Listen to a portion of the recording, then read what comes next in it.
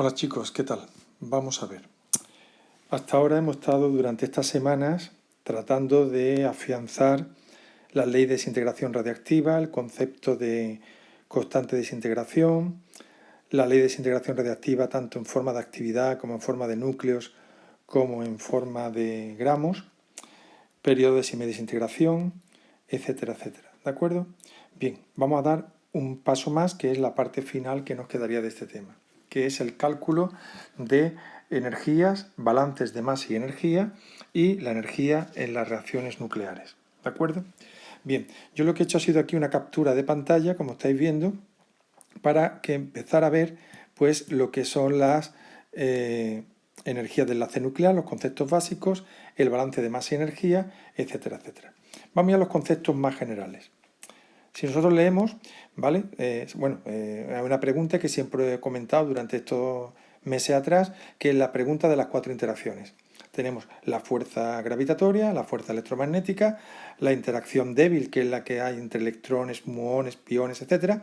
Y la que vamos a estudiar aquí, que es la interacción fuerte, que como veis es una interacción muy, muy intensa y en la que permite mantener a los nucleones, en este caso a las partículas en el núcleo, tanto protones como neutrones. No importa que tengan carga, ¿de acuerdo?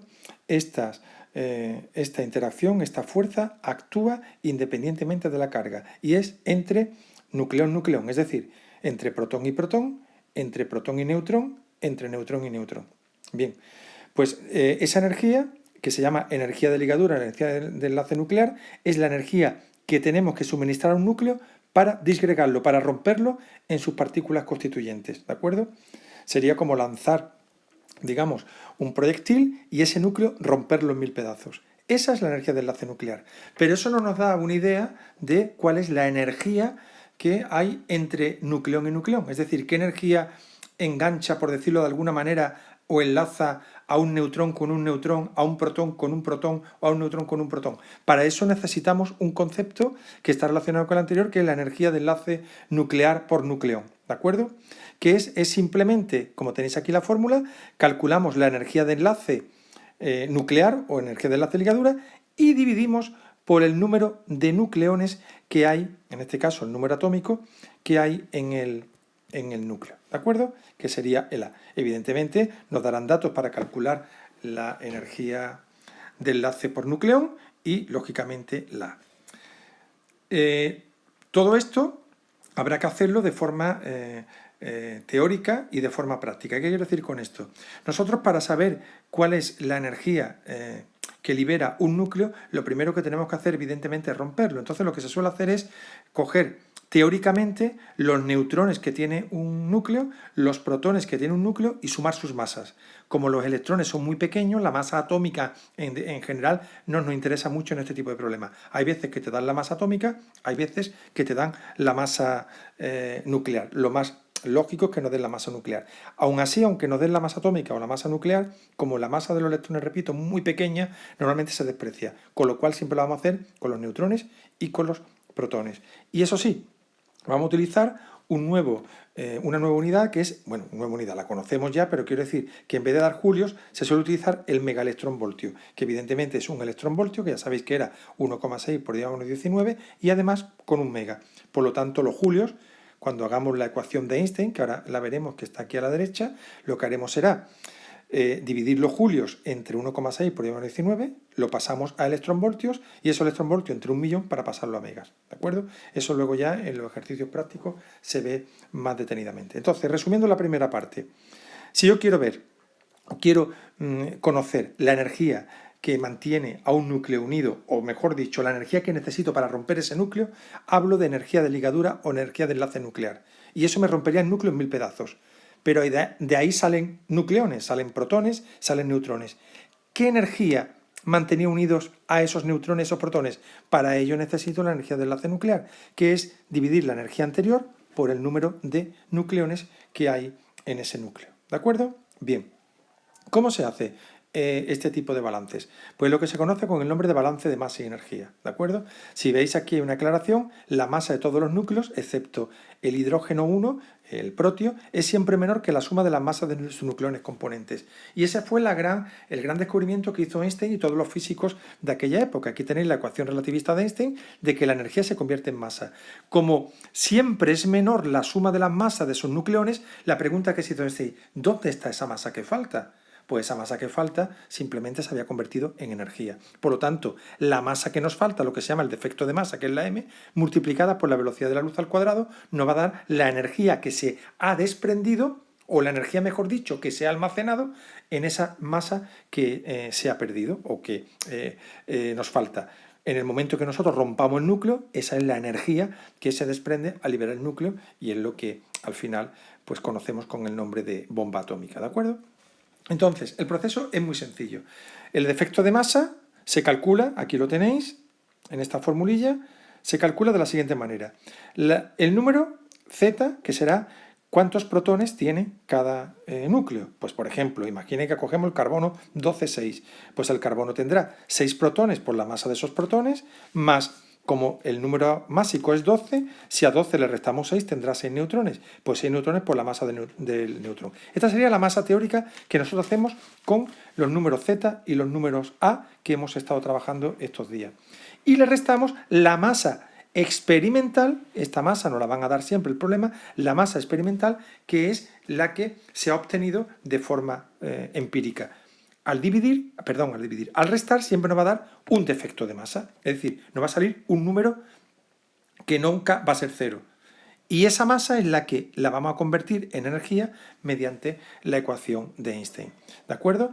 Fijaos el matiz que os comentaba antes. Dice, es preciso asegurarse que la masa que se emplea es la masa nuclear, puesto que la mayoría de los datos tabulados se refieren a masa atómica. ¿Por qué dice esto? Porque a nosotros nos interesa la masa del núcleo.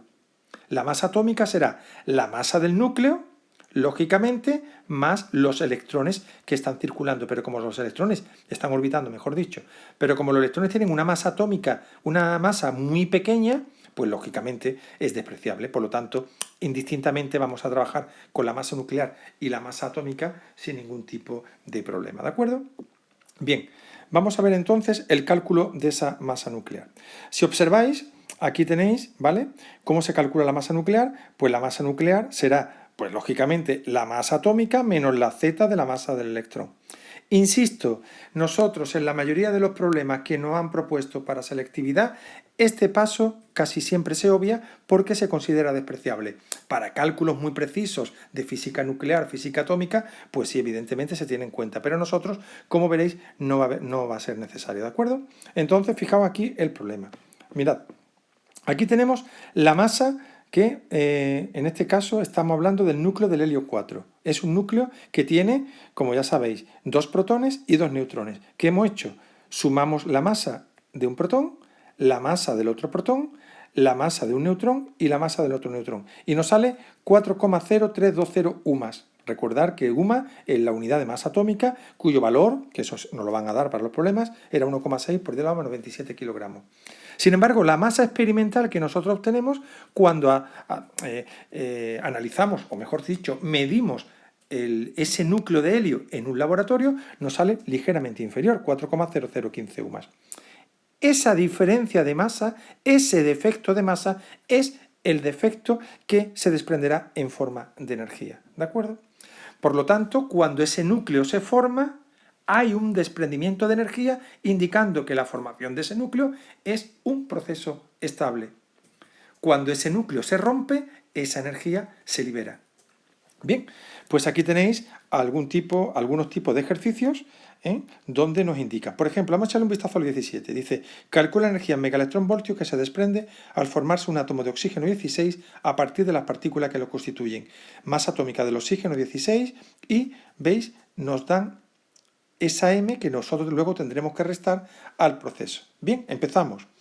Como el oxígeno tiene 16, estos datos nos lo van a dar, no os preocupéis, siempre os dan el número másico y el número atómico. Por lo tanto, como el oxígeno, digo, tiene 16 y su número atómico es 8, pues tendrá 8 protones, aquí están, 8 neutrones y 8 electrones.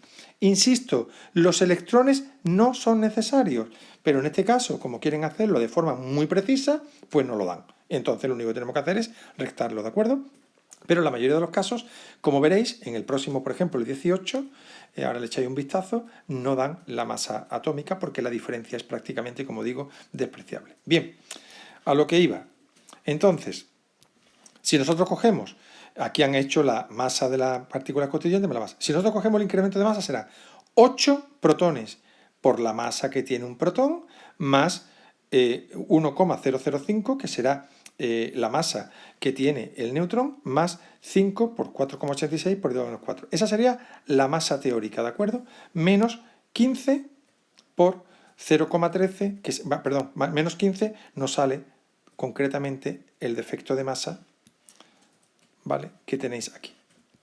Repito, por si esto no ha quedado lo suficientemente claro. Vamos a ver, tenemos 8 protones y tenemos 8 neutrones.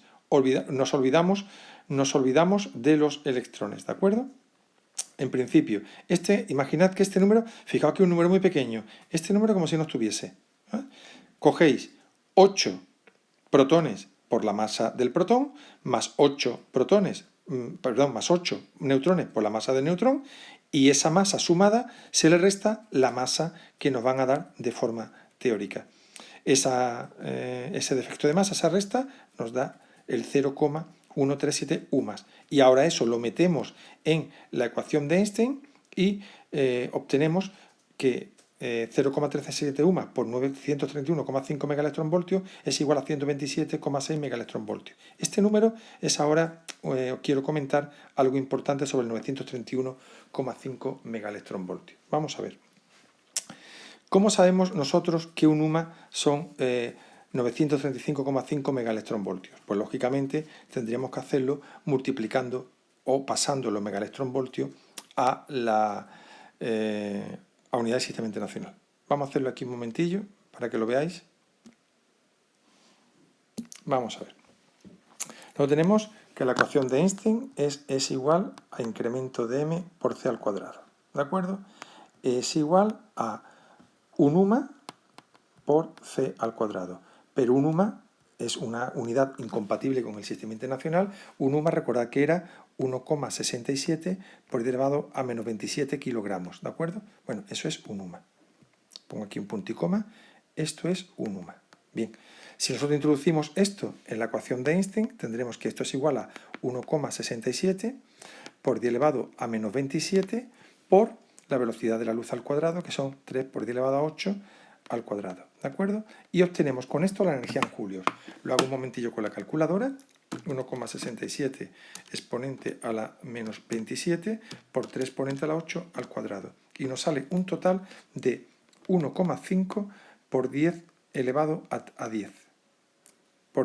Elevado, está muy pequeño, a menos 10 julios, ¿de acuerdo? Vamos a pasar eso ahora a megaelectronvoltios. Pues bien, 1,5 por 10 elevado a menos 10 julios por un electronvoltio, que son 1,6 por 10 elevado a menos 19 julios, con esto pasamos y convertimos el electronvoltio en electronvoltio. Divido 1,6 exponente a la menos 19 igual a 939,375. Bueno, perdona, es que me ha dado la calculadora, no me la ha dado en notación exponencial, la pongo más cómodo en notación exponencial. 939,37 por 10 elevado a 6. Eso sería electronvoltios, ¿de acuerdo? Y ahora, si eso lo dividimos, los 939,37 por 10 elevado a 6 electronvoltios por, y ahora hay que pasarlo a mega, pues será un mega partido, un megaelectronvoltio que tiene 1.000.000 de electronvoltios. Dividimos el millón con el millón y nos quedan los 939,3 megaelectronvoltios. Fijaos que aquí yo evidentemente me he comido decimales, aquí me he comido decimales y aquí seguramente me habré comido decimales. ¿Qué quiero decir con esto? Que al final la unidad que nos salía de 931 sale un pelín más grande precisamente por esos matices de decimales. A lo que voy es que esto, si no nos lo dan, los megaelectronvoltios no nos dan la equivalencia del UMA, vosotros no podéis meter ese número directamente. Tenéis que hacer el proceso de conversión, ¿de acuerdo? Metiendo aquí los kilogramos. Es decir, o dicho de otra manera, vamos a ver. Si a mí en este problema 17, me dan como dato, que aquí no se ve claro, pero en selectividad sí nos lo van a dar, evidentemente. Insisto, si en el problema 17 nos dan como dato que la equivalencia energética de un UMA, utilizo directamente la equivalencia energética. Pero si me dicen que un UMA es 1,67 por 10 elevado a menos 27 kilogramos, entonces tengo que hacer el proceso que os he explicado aquí, donde tengo que meter aquí los sumas que tenga. En este caso, perdón, es que claro, ahora entiendo. Me he comido aquí un montón de decimales, con lo cual, bueno, ya lo he comentado antes, se me ha ido a 939, me queda un poco corto, ¿de acuerdo? Entonces, hacéis ese proceso. Yo, para que vayáis un poco analizando y vayáis, aunque creo que algunos ya están avanzando en este tema, os propongo, ¿vale? Para el próximo día, que en este caso, si hoy es martes, pues por ejemplo, para que lo toméis también con una cierta calma, para el jueves, ¿vale? El 27, el 28 y el 29, ¿de acuerdo? Venga, si tenéis alguna duda, pues ya me lo vais comentando. Puedo tardar más o menos en contestar, dependiendo de a veces, pues estoy en un curso, luego en otro, y a veces incluso hay comentarios que no me doy cuenta. Os pido disculpas por ello, ¿de acuerdo? Venga, un abrazo para todos.